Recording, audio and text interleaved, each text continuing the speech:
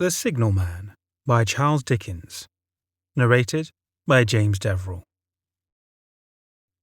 "Helloa! Below there!" When he heard a voice thus calling to him, he was standing at the door of his box, with a flag in his hand furled around its short pole. One would have thought, considering the nature of the ground, that he could not have doubted from what quarter the voice came. But instead of looking up to see where I stood on top of the steep cutting nearly over his head, he turned himself about and looked down the line.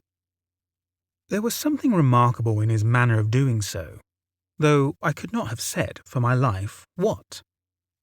But I know it was remarkable enough to attract my notice, even though this figure was foreshortened and shadowed, down in the deep trench, and mine was high above him, so steeped in the glow of an angry sunset that I had shaded my eyes with my hand before I saw him at all. "Helloa! Below!" From looking down the line, he turned himself about again, and, raising his eyes, saw my figure high above him. "Is there any path by which I can come down and speak to you?" He looked up at me without replying, and I looked down at him without pressing him too soon with a repetition of my idle question. Just then, there came a vague vibration in the earth and air, quickly changing into a violent pulsation, and an oncoming rush that caused me to start back, as though it had force to draw me down. When such vapour as rose to my height from this rapid train had passed me and was skimming away over the landscape, I looked down again and saw him refurling the flag he had shown while the train went by. I repeated my inquiry. After a pause, during which he seemed to regard me with fixed attention, he motioned with his rolled-up flag towards a point on my level, some 200 or 300 yards distant. I called down to him, "All right," and made for that point. There, by dint of looking closely about me, I found a rough zigzag descending path notched out, which I followed. The cutting was extremely deep and unusually precipitate. It was made through a clammy stone that became oozier and wetter as I went down. For these reasons, I found the long way enough to give me time to recall a singular air of reluctance or compulsion with which he had pointed out the path. When I came down low enough upon the zigzag descent to see him again, I saw that he was standing between the rails on by which the train had lately passed, in an attitude as if he were waiting for me to appear. He had his left hand at his chin, and that left elbow rested on his right hand crossed over his breast. His attitude was one of such expectation and watchfulness that I stopped a moment, wondering at it. I resumed my downward way, and stepping out upon the level of the railroad and drawing nearer to him, saw that he was a dark, sallow man with a dark beard and rather heavy eyebrows. His post was in as solitary and dismal a place as ever I saw. On either side, a dripping wet wall of jagged stone, excluding all view but a strip of sky. The perspective one way only a crooked prolongation of this great dungeon. The shorter perspective, in the other direction, terminating in a gloomy red light, with the gloomier entrance to a black tunnel, in whose massive architecture there was a barbarous, depressing, and forbidding air. So little sunlight ever found its way to this spot that it had an earthy, deadly smell, and so much cold wind rushed through it that it struck chill to me, as if I had left the natural world. Before he stirred, I was near enough to him to have touched him. Not even then removing his eyes from mine, he stepped back one step and lifted his hand. "This was a lonesome post to occupy," I said, and it had riveted my attention while I looked down from up yonder. A visitor was a rarity. I should suppose not an unwelcome rarity. I hoped. In me, he merely saw a man who had been shut up within narrow limits all his life, and who, being at last set free, had a newly awakened interest in these great works. To such purpose I spoke to him, but I am far from sure of the terms I used. For, besides that I am not happy in opening any conversation, there was something in the man that daunted me. He directed a most curious look towards the red light near the tunnel's mouth, and looked all about it, as if something were missing from it, and then looked at me. That light was part of his charge, was it not? He answered in a low voice. Don't you know it is? The monstrous thought came into my mind as I perused the fixed eyes and saturnine face, that this was a spirit, not a man. I have speculated since whether there may have been infection in his mind. In my turn, I stepped back, but in making the action I detected in his eyes some latent fear of me. This put the monstrous thought to flight. You look at me, I said, forcing a smile, as if you had a dread of me. I was doubtful, he returned, whether I had seen you before. Where? He pointed to the red light he had looked at. There? I said. Intently watchful of me, he replied, but without sound. Yes. My good fellow, what should I do there?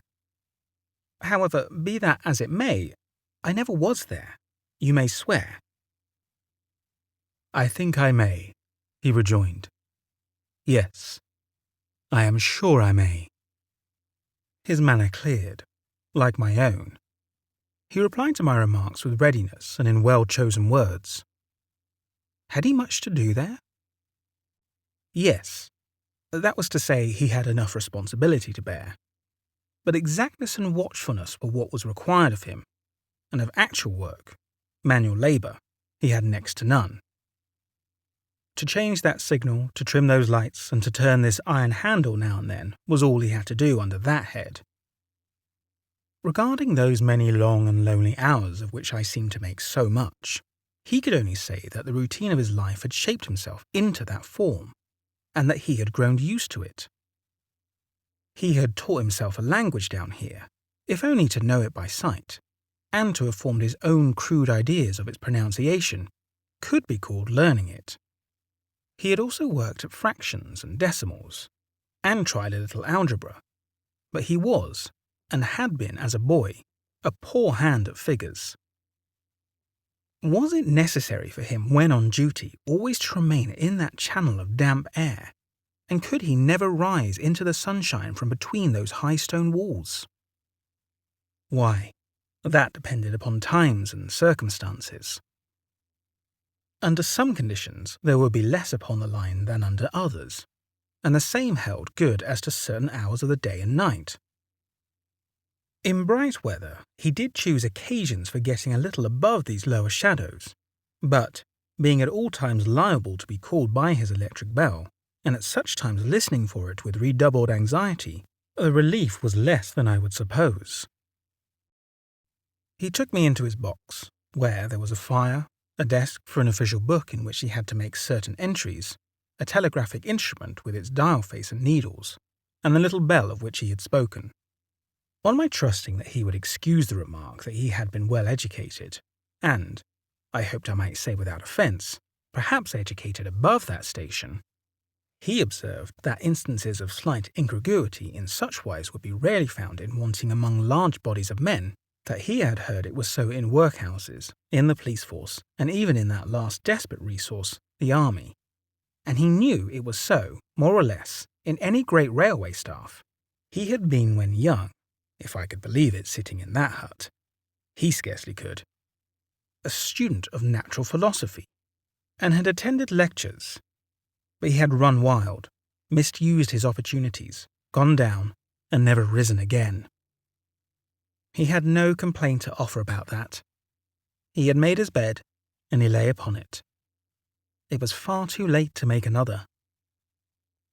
All that I have said here condensed, he said in a quiet manner, with his grave dark regards divided between me and the fire.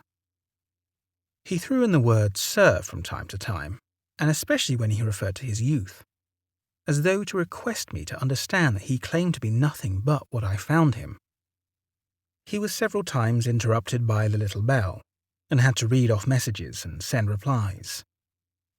Once, he had to stand without the door and display a flag as a train passed, and make some verbal communication to the driver. In the discharge of his duties, I observed him to be remarkably exact and vigilant, breaking off his discourse at a syllable and remaining silent until what he had to do was done.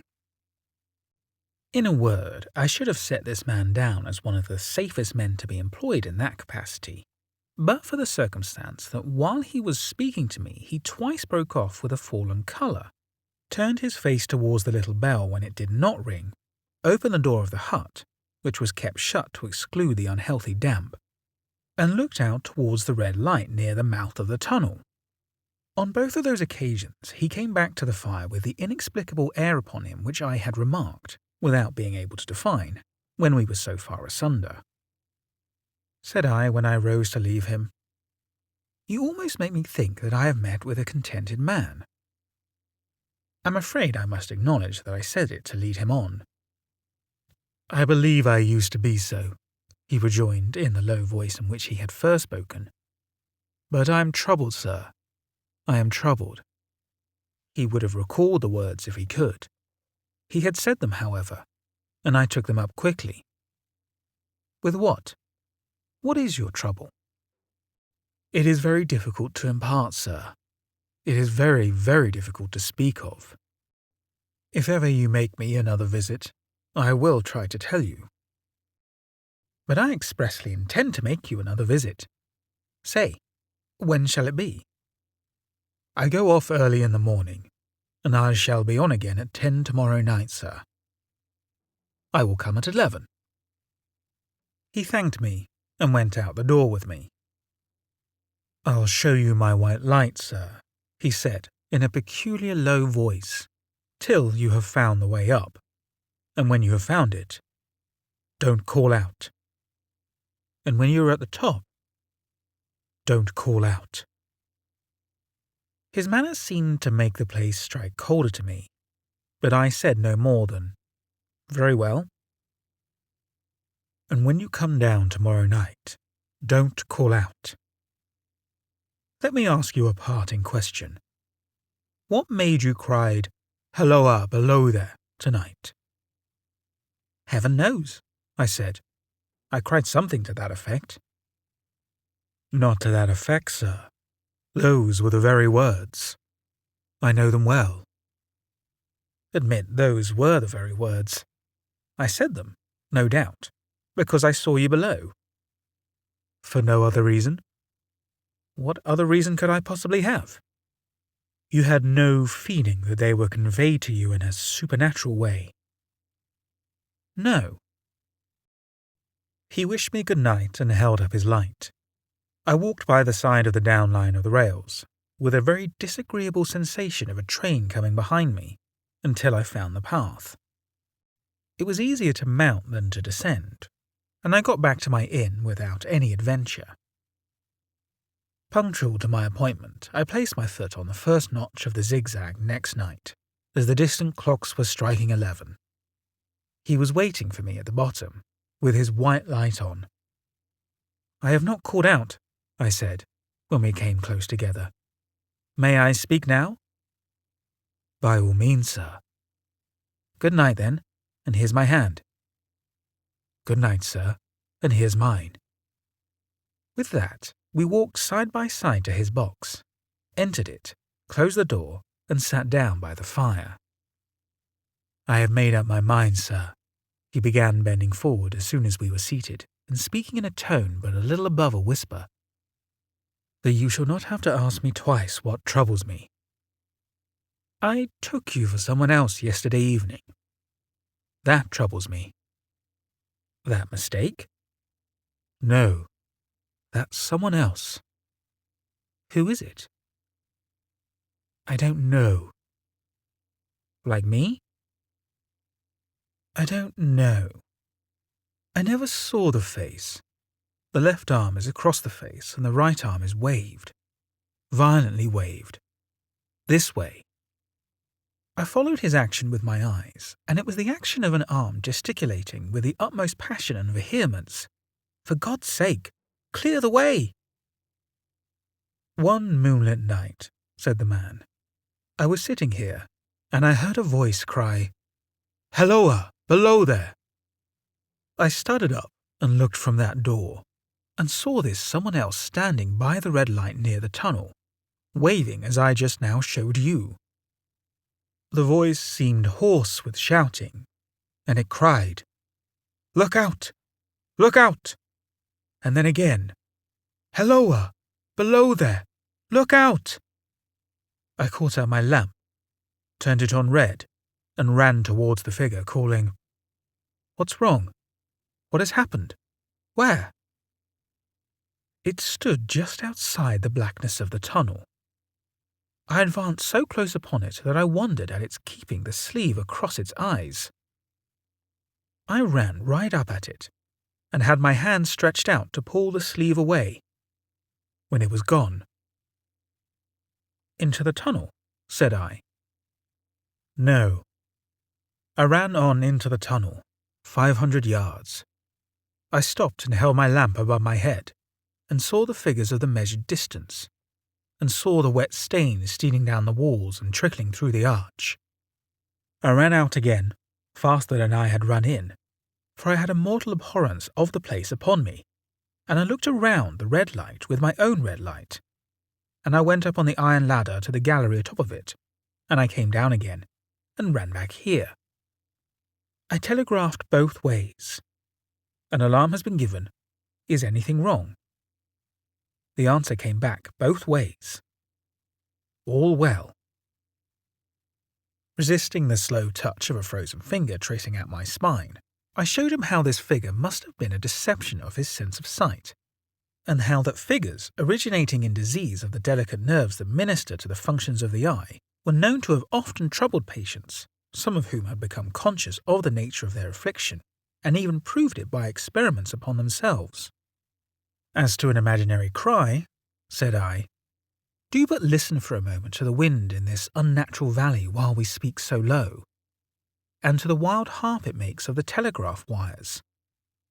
That was all very well, he returned after we had sat listening for a while, and he ought to know something of the wind and the wires. He, who so often passed long winter nights here, alone and watching. But he would beg to remark that he had not finished. I asked his pardon, and he slowly added these words, touching my arm.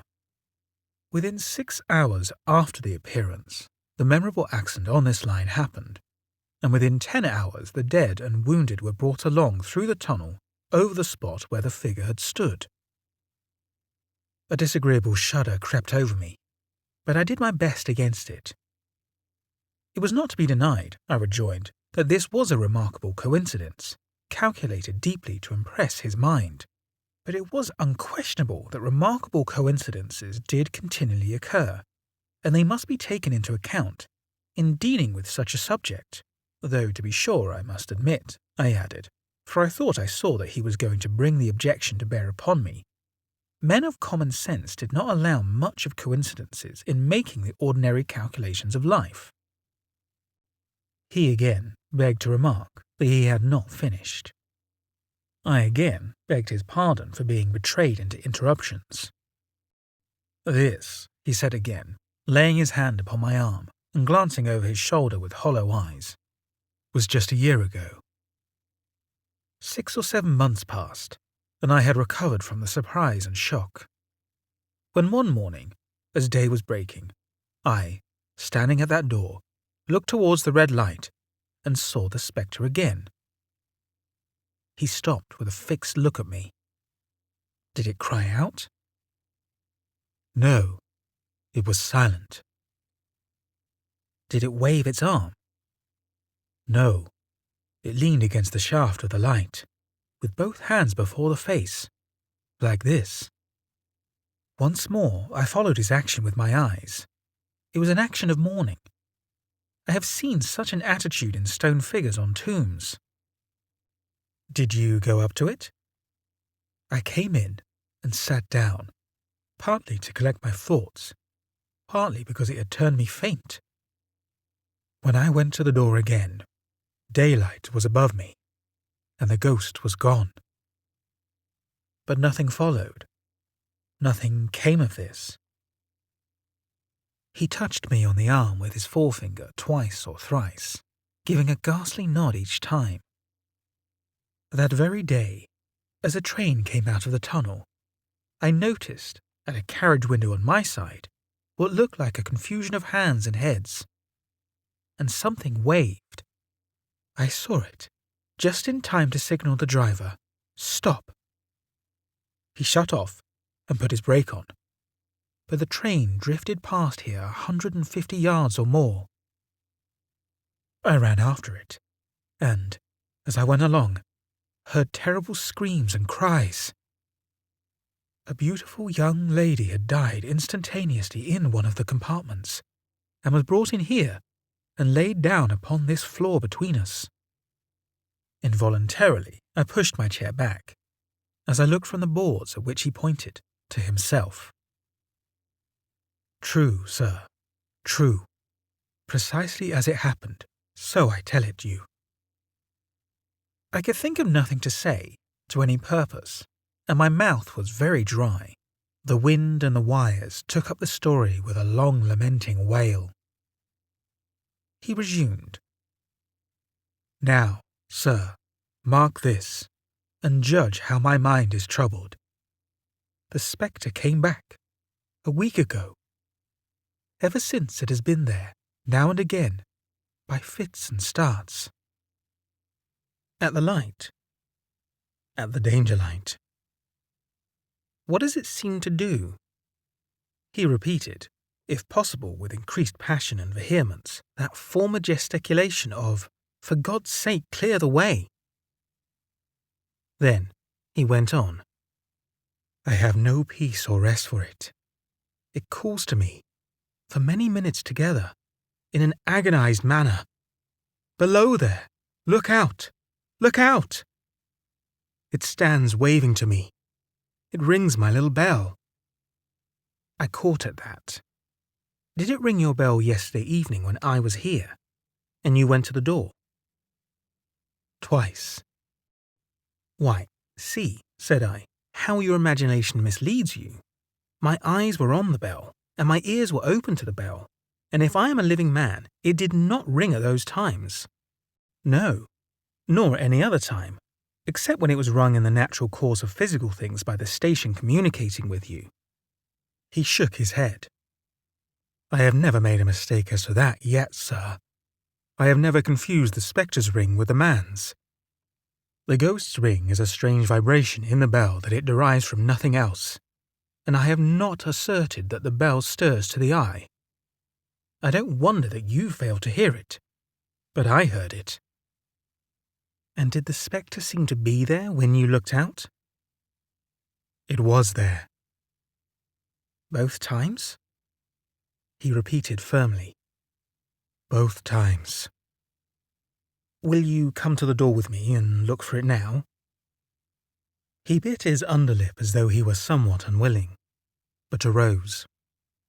I opened the door and stood on the step, while he stood in the doorway. There was the danger light. There was the dismal mouth of the tunnel. There were the high wet stone walls of the cutting. There were the stairs above them. Do you see it? I asked him, taking particular note of his face. His eyes were prominent and strained, but not very much more so perhaps than mine own had been when I had directed them earnestly towards the same spot. No, he answered. It is not there. Agreed, said I. We went in again, shut the door, and resumed our seats. I was thinking how best to improve this advantage, if it might be called one, when he took up the conversation in such a matter-of-course way, so assuming that there could be no serious question of fact between us, that I felt myself placed in the weakest of positions. By this time you will fully understand, sir, he said, that what troubles me so dreadfully is the question, what does the spectre mean? I was not sure, I told him, that I did fully understand. What is its warning against? He said, ruminating, with his eyes on fire, and only by times turning them on me. What is the danger? Where is the danger? There is danger overhanging somewhere on the line. Some dreadful calamity will happen. It is not to be doubted this third time after what has gone before. But surely this is a cruel haunting of me. What can I do?"